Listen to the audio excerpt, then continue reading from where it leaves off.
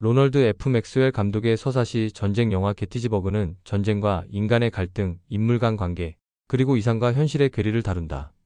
원작 더 킬러 에인절즈에서 마이클 샤라는 작품의 주제와 인물, 설정에 담긴 의도를 제목에 드러낸다. 북군과 남군은 각자의 시각에서 서로를 천사와 악마로 규정하여 전쟁의 관기를 천사적 살인이라는 모순된 개념으로 정당화한다. 북군은 노예제 폐지를 성스러운 의무로, 남군은 노예제 수호를 공동체 방어를 위한 성전으로 여긴다. 이러한 도덕적 절대주의와 성전의식은 살인을 정의로운 폭력으로 미화시킨다. 양측은 빛과 어둠, 성과 악 같은 기독교적 상징어를 동원해 전쟁의 폭력을 도덕적 의무와 동일시한다. 맥스웰은 샤라의 의도대로 도덕적 갈등에 휩싸인 북군과 남군의 대의를 시각적으로 형상화해 이들을 역사 속 인물로 생생히 남긴다. 1863년 7월 1일부터 3일까지 이어진 게티즈버그 전투는 남북 전쟁의 흐름을 바꾼 가장 참혹한 전투이자 결정적 분수령이다.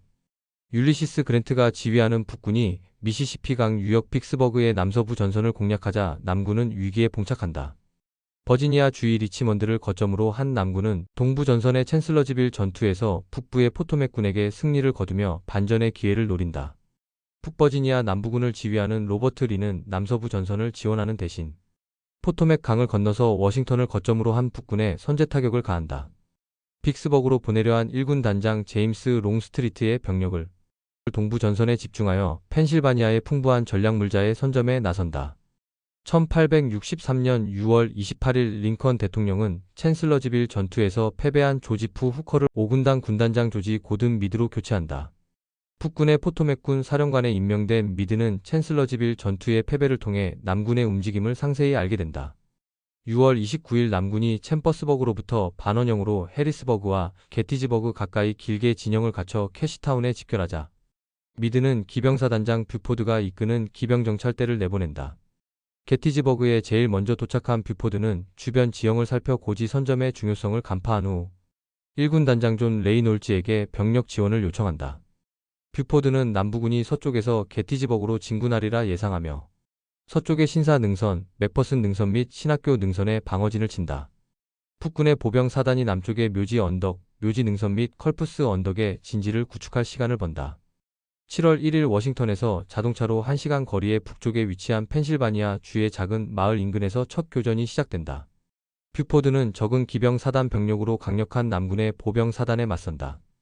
오전 남군의 AP 힐이 지휘하는 3군단의 헨리 헤스는 챔버스버그 파이크를 따라 이동하며 게티스버그에 접근한다. 2시간 동안 교전을 하던 뷰포드의 전초 기병대는 남군의 이웰이 이끄는 2군단이 도착하자 맥퍼슨 능선으로 물러선다.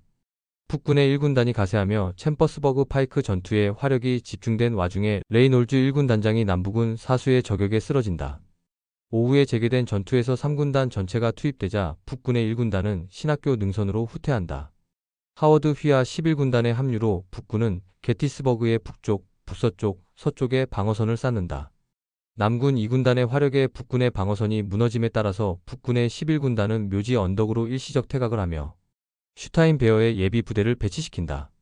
남군을 지휘하는 리리는 2군단의 이웰에게 묘지 언덕을 점령하라는 지시를 내린다. 북군의 주력 부대가 도착하기 전에 고지대를 장악하려는 시도는 이웰의 치명적 판단착오로 어긋난다. 이웰은 슈타인베어의 예비 부대를 과대평가하여 공격 기회를 놓치고 만다. 남쪽 진지에서 출발한 북군의 주력 증원군이 속속 도착하자 북군은 묘지 능선을 따라 묘지 언덕과 컬프스 언덕까지 견고한 방어진을 구축한다.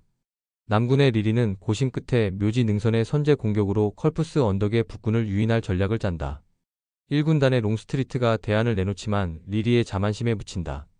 롱스트리트가 건의한 내용은 묘지 능선의 공략보다 남군의 병력을 북군의 거점 워싱턴으로 이동시켜 북군이 묘지 능선에서 나오게 하는 것이다. 7월 2일 아침 내내 북군의 보병들이 게티스버그에 집결하기 시작한다.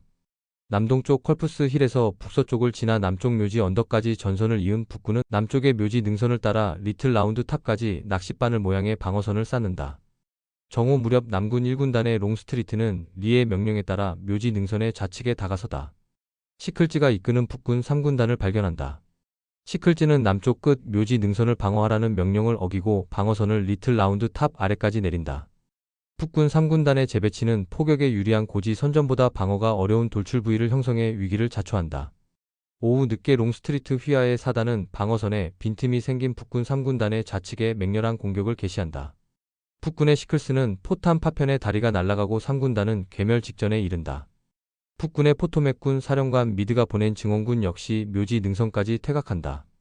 롱스트리트는 리틀 라운드를 점령하기 위해 전면 공격을 재개하지만 북군 미네소타 보병연대의 착검 돌격과 5군단 병력의 지원으로 무산된다.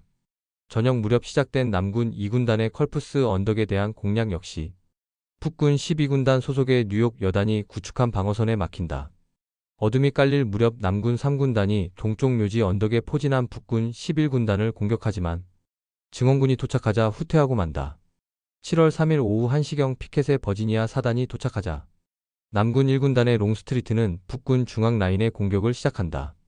포탄이 바닥날 정도로 2시간 동안 최대 규모의 포격을 북군 2군단에 쏟아 붓는다.